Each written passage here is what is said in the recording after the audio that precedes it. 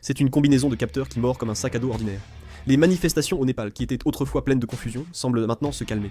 L'ancien régime du Parti communiste népalais s'est complètement effondré. Et maintenant, un nouveau Premier ministre a pris ses fonctions pour tenter de surmonter la situation actuelle. Il faut désormais parler de révolution népalaise, plutôt que de simples manifestations. Observons les actualités du Népal. Lorsque le gouvernement communiste népalais a bloqué 26 réseaux sociaux, dont YouTube et Facebook, le 6 septembre, des citoyens en colère sont descendus dans la rue. La police a tiré, causant de nombreuses victimes et élargissant les manifestations. Le 9 sous pression, le Premier ministre Sharma Oli a démissionné et fui en hélicoptère. Le chaos a continué, plongeant le pays dans l'anarchie après l'incendie du Parlement, de la Cour suprême et du bureau du procureur général. Les domiciles des hommes politiques ont été attaqués. L'épouse de l'ancien Premier ministre est décédée dans un incendie, et plus de 13 500 détenus se sont évadés après l'attaque d'une prison. La situation étant devenue extrême, l'armée a décidé de déployer des troupes. Mais récemment, un événement totalement inattendu s'est produit, à la surprise générale. En réalité, ces manifestations n'avaient pas de leader central. C'est pourquoi beaucoup pensaient que l'armée népalaise finirait par organiser un coup d'État et prendre le pouvoir. Mais ils ont montré quelque chose de vraiment surprenant. Ils ont commencé à élire une personne pour gérer cette situation via Discord. Le serveur anticorruption pour les jeunes, lancé par Ami Népal, a réuni plus de 145 000 membres en 4 jours. Les jeunes manifestants y débattaient et prenaient des décisions en direct. Ce serveur Discord a fait office de parlement numérique, certains débats étant relayés par les médias népalais. Son influence était telle que le chef d'état-major de l'armée népalaise et le président ont contacté les administrateurs de Discord. Un premier ministre intérimaire a été élu au Népal via Discord après débat. 7713 personnes ont participé et Sushila Karki, ex-présidente de la Cour suprême, a été élue. Sushila Karki, première femme présidente de la Cour suprême du Népal, 2016-2017, a lutté fermement contre la corruption gouvernementale. La population du Népal atteint près de 30 millions. On pourrait croire ce vote peu représentatif avec seulement 7713 participants, mais la présidence népalaise l'a reconnu. C'est la première fois dans l'histoire de l'humanité qu'un représentant national a été élu via une plateforme numérique. La situation au Népal montre que la technologie numérique et l'engagement des jeunes peuvent ouvrir de nouvelles voies à la transformation politique. Le Premier ministre intérimaire Karki, 73 ans, a prêté serment lors d'une brève cérémonie, reconnue par la présidence et l'armée népalaise. Le Premier ministre intérimaire Karki doit diriger le gouvernement provisoire 6 mois et a aussitôt géré les démissions.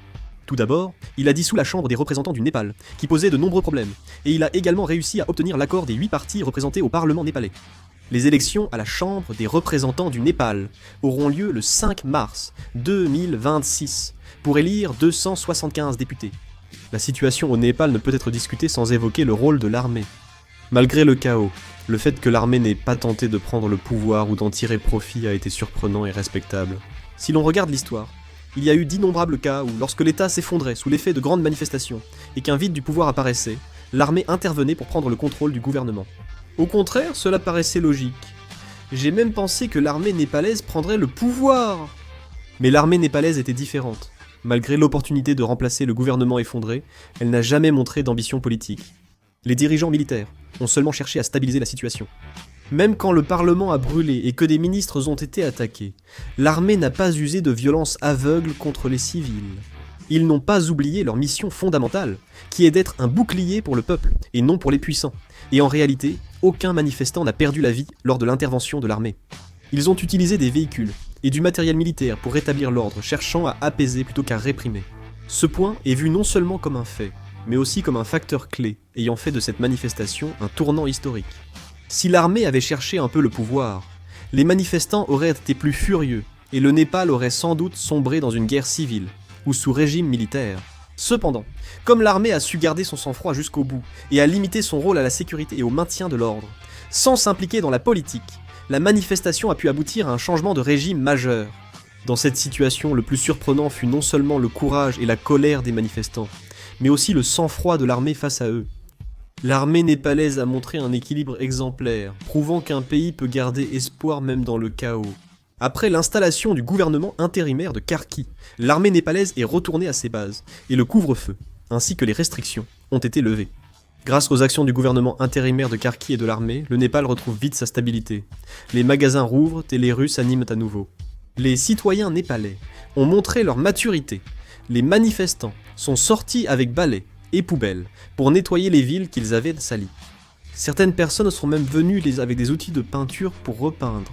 Certains manifestants ont aussi rendu les appareils pillés, permettant aux villes népalaises, dont Katmandou, de retrouver leur stabilité. Les pays voisins se réjouissent de la stabilité retrouvée du Népal.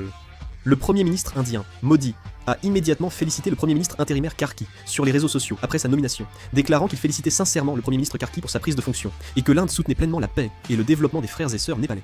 Bien sûr, il y a aussi des pays qui ne se contentent pas d'observer la situation de loin, et de l'évaluer positivement. Parmi eux, la Chine est sans aucun doute celle qui regarde la situation avec le plus de gêne. Du point de vue de la Chine, la situation actuelle au Népal n'est pas simplement un désordre dans un pays voisin, mais un problème grave directement lié à ses propres intérêts. Récemment, le Népal se rapprochait de plus en plus de la Chine. Il y a peu, les deux pays faisaient des exercices militaires communs, renforçant leur coopération. Le gouvernement de gauche, mené par le Parti communiste népalais et le Congrès népalais, a toujours gardé des liens étroits avec la Chine. La Chine, dans ce contexte de rivalité avec l'Inde, cherchait à attirer le Népal comme allié stratégique. Et c'était en fait un processus visant à consolider le Népal en tant que partenaire stable. Cependant, lorsque le régime s'est effondré et que le peuple était descendu dans la rue, la situation s'est renversée en un instant.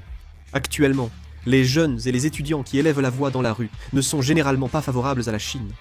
Ils estiment que le régime népalais s'est trop rapproché de la Chine, portant atteinte à la souveraineté et à l'indépendance de leur pays.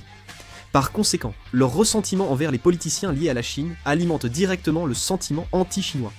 Certains pensent que les scènes du Parlement en feu et des ministres attaqués expriment à la fois l'hostilité envers le gouvernement et la colère contre les forces politiques proches de la Chine. Les Chinois ne peuvent pas bien accueillir ce changement. La Chine a longtemps considéré le Népal comme un maillon clé dans son initiative La Ceinture et la Route, et elle a géré stratégiquement ses relations avec le Népal afin de sécuriser le contrôle militaire et économique des zones frontalières. Mais si la colère du peuple s'amplifie en se mêlant aux sentiments anti-chinois, les acquis diplomatiques patiemment construits jusqu'à présent risquent tout simplement de s'effondrer.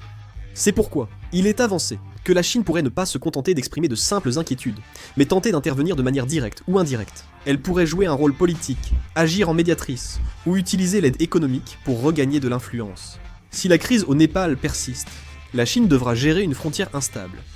La Chine ne restera jamais indifférente au chaos au Népal, étant donné l'importance stratégique de la frontière himalayenne. Au final, ces manifestations ne sont pas simplement un événement politique interne au Népal, mais deviennent une question sensible qui apporte des intérêts et des pertes directes à la Chine, la grande puissance voisine. Le Népal a calmé la crise avec l'investiture du Premier ministre intérimaire Kark, mais la situation reste difficile. Le principal défi est d'instaurer un gouvernement légitime et stable via des élections. À 6 mois des élections générales de mars 2026, le Premier ministre Kark doit se concentrer sur la lutte contre la corruption, la réforme électorale et la résolution des conflits sociaux. En particulier, étant donné que les partis traditionnels sont déjà profondément enracinés, la question de savoir dans quelle mesure les nouvelles forces politiques apparues autour de Discord pourront entrer dans le système institutionnel est considérée comme une variable majeure pour l'avenir du pays. Si les forces politiques traditionnelles reprennent le dessus, il est possible que cette révolution ne soit qu'une explosion temporaire.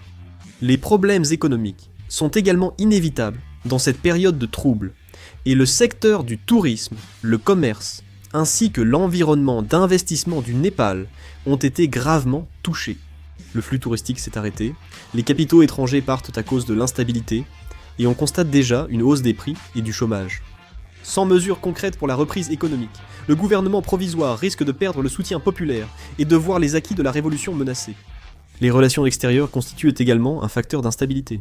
L'Inde soutient le Népal, qu'elle considère comme un pays frère, mais une trop grande dépendance envers elle pourrait devenir un fardeau diplomatique. A l'inverse, la Chine observe la situation avec gêne, et exercera probablement des pressions pour rétablir son influence.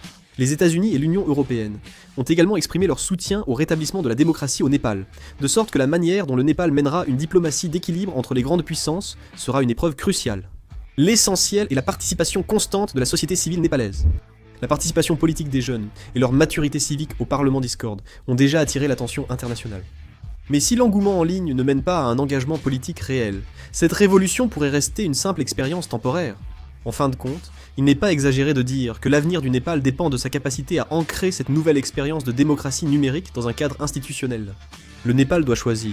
Continuer l'expérience politique mêlant démocratie et numérique malgré la confusion, ou laisser les forces traditionnelles reprendre le contrôle et revenir au passé. Nous sommes clairement à un tournant historique, et c'est précisément pour cette raison que le monde entier porte son attention sur le Népal. Qu'en pensez-vous, vous, de la réussite des manifestations népalaises ? Laissez vos commentaires. Merci d'avoir regardé la vidéo.